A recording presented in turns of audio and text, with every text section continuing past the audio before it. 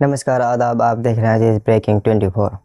इस वक्त की सबसे बड़ी खबर, अंतर्राष्ट्रीय समुद्री क्षेत्र में तनाव बढ़ता जा रहा है। अमेरिका और ईरान के बीच बढ़ता तनाव और टकराव के बीच फिर एक बार भारतीय नाविक खतरे में आ गए हैं। खबर है कि ओमान के सिनास बंदरगाह के निकट एक कमर्शियल ऑयल टैंक एमटी जलवीर पर भीषण हमला हुआ है।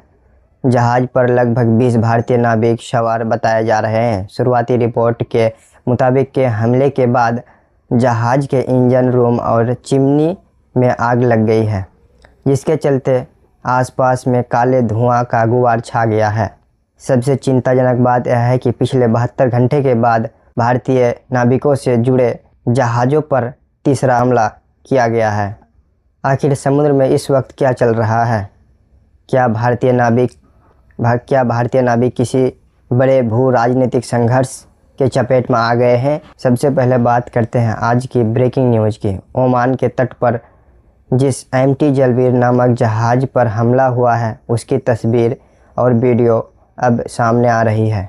मस्कट स्थित भारतीय दूतावास ने कहा है कि वह लगभग नज़र बनाए हुए है और भारतीय अधिकारियों के साथ समन्वय कर रहा है।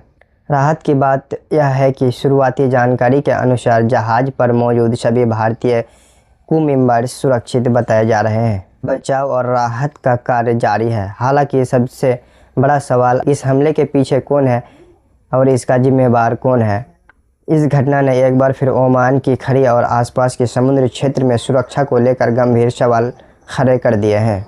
समुद्री क्षेत्र में बढ़ता तनाव अब अंतर्राष्ट्रीय व्यापार और जहाज़ों, नाविकों और सुरक्षा के लिए बड़ा खतरा माना जा रहा है।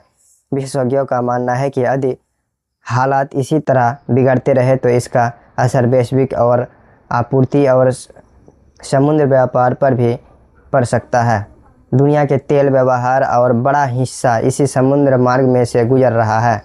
भारत सरकार भी स्थिति पर लगातार नज़र बनाए हुए है। विदेश मंत्रालय ने स्पष्ट किया है कि भारतीय नाविक और नाविकों की सुरक्षा सर्वोच्च प्राथमिकता है।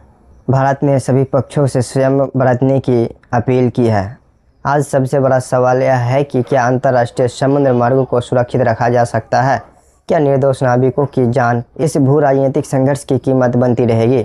ओमान की खाड़ी में बढ़ता यह संकट केवल एक क्षेत्रीय मुद्दा नहीं बल्कि वैश्विक और चिंता का विषय बन चुका है। हर भारतीय की नज़र अब इस बात पर है कि